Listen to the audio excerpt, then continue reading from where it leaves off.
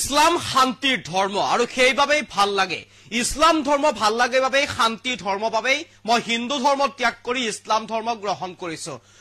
ইচ্ছাই নলবাৰীৰ হগ্ৰাপাৰাৰ এগৰাকী যুৱক নাম যুৱকে ইতিমধ্যে ইছলাম ধৰ্ম গ্ৰহণ কৰিছে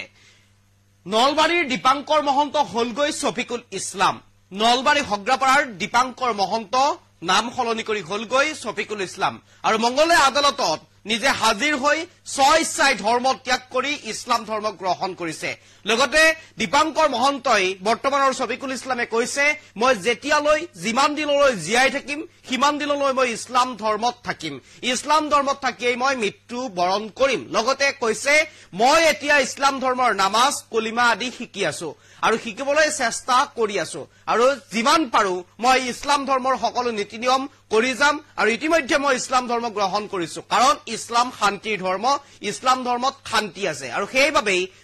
ইচ্ছাই মই কোৰ্টত হাজিৰ হৈ ইছলাম ধৰ্ম গ্ৰহণ কৰিছো হিন্দু ধৰ্ম ত্যাগ কৰিছো এই মুহূৰ্তত